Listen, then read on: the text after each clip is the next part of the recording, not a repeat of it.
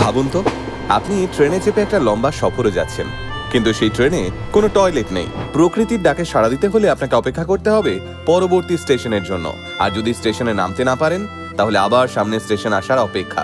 আজকের দিনে হয়তো আপনি বিষয়টা ভাবতেও পারবেন না, কিন্তু আজ থেকে প্রায় 50 বছর আগে সত্যিই ভারতের ট্রেনে ছিল না কোনো টয়লেট। ফলে যাত্রীদের পড়তে হতো চরম সমস্যায়। তবে জানেন কি, আজ ভারতের ট্রেনে যে টয়লেট ব্যবস্থা আমরা স্বাভাবিকভাবে ব্যবহার করি, তার পিছনে রয়েছে এক বাঙালি বাবুর অবদান।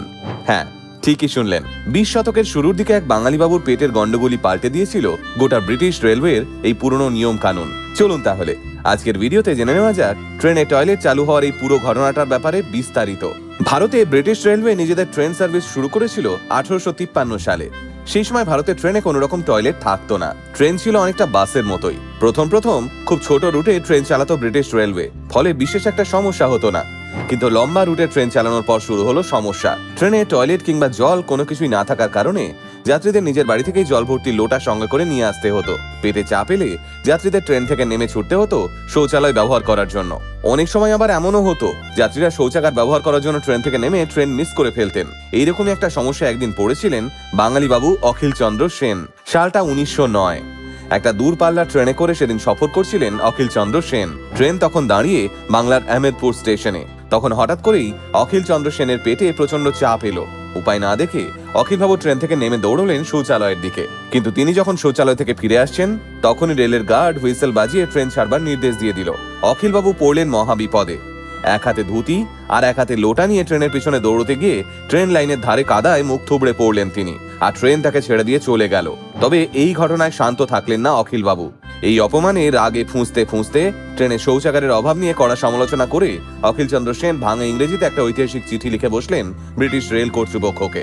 সাহেবগঞ্জ ডিভিশনের ব্রিটিশ কর্তাদের তিনি লিখলেন, I am arrive by passenger train Ahmedpur station and my belly is too much swelling with jackfruit. That guard making whistle blow and I am running with lota in one hand and dhoti in the next when I am fall over. This too much bad. If passenger go to make dung, that damn guard not wait 10 minutes for him. এই চিঠিটি পড়ে British অফিসাররা রীতিমতো হাসতে হাসতে পাগল। কিন্তু পরে তারা বুঝলো ভারতীয় যাত্রীদের কতটা সমস্যা। অখিলচন্দ্র সেন ছিলেন সেই সময়কার বাংলার একজন বেশ প্রভাবশালী মানুষ, তাই তার চিঠির উত্তর তো দিতেই হতো। তাই ব্রিটিশ অফিসাররা সেদিন সিদ্ধান্ত নিলেন, এবার থেকে ভারতের ট্রেনের কামরাগুলোতে শৌচাগার বসানো হবে। প্রথম দিকেই শৌচাগারগুলো খুব সাধারণ এবং অস্থায়ী ধরনের ছিল, কিন্তু সময়ের সঙ্গে সঙ্গে প্রযুক্তি ও পরিষেবার উন্নতি হয় এবং আধুনিক শৌচাগারের ব্যবস্থা চালু করা হয়। ভাবুন তো, এক বাঙালি যাত্রীর পেটের চাপই পাল্টে দিয়েছিল ভারতীয় রেলের ইতিহাসটা। অখিল চন্দ্র সেনের সেই চিঠি শুধু একটা অভিযোগ ছিল না, এটা ছিল যাত্রীদের অধিকার নিয়ে একটা বড় প্রতিবাদ।